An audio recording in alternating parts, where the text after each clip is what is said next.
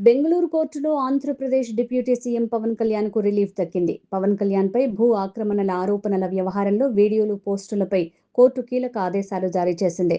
పవన్ ప్రతిష్టకు భంగం కలిగించే కంటెంట్‌ను తక్షణమే నిలిపివేయాలని సోషల్ మీడియా గ్రూపులను కోర్టు ఆదేశించింది. ఈ మేరకు అనామక అకౌంట్లపై కోర్టు జూన్ డో ఆర్డర్ జారీ చేసింది.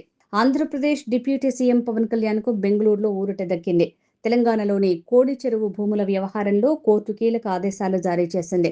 ఈ భూముల అంశంలో పవన్ కళ్యాణ్‌పై నిరాధారమైన సమాచారంతో కూడిన పోస్టులను, వీడియోలను, కంటెంట్‌ని తొలగించాలని X, Meta, Google India, YouTube, Google యాజమాన్యాలను కోర్టు ఆదేశించింది. తప్పుడు ప్రచారం చేస్తున్న యూఆర్ఎల్‌లను బ్లాక్ చేయాలని సూచించింది.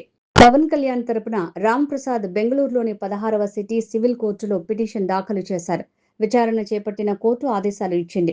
కోడి చెరువు భూములకు సంబంధించి జరుగుతున్న ప్రచారంపై దాఖలైన ఈ కేసులో విచారణ పూర్తయ్యేంత వరకు పిటిషనర్కు పరువు నష్టం కలిగించే ఎలాంటి ప్రకటనలు, ఆరోపణలు, వ్యాఖ్యానాలు, కథనాలు, వీడియోలు ప్రసారం చేయకూడదని కోర్టు ఆదేశించింది.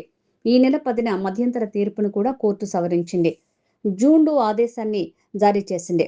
జూలై 24కు ఈ పిటిషన్పై తదుపరి విచారణను వాయిదా వేసింది. తెలంగాణలోని రంగారెడ్డి జిల్లా శంకర్పల్లి మండలం జన్వాడలో కోడి చెరువు ఉంది. అయితే డిప్యూటీ సీఎం పవన్ కళ్యాణ్ అక్కడ భూముల్ని ఆక్రమించుకున్నారంటూ కొద్ది రోజులుగా ప్రచారం జరుగుతోంది. పవన్ కళ్యాణ్ కూడా ఈ అంశంపై స్పందించారు. తనపై వస్తున్న ఆరోపణలు అవాస్తవమన్నారు డిప్యూటీ సీఎం.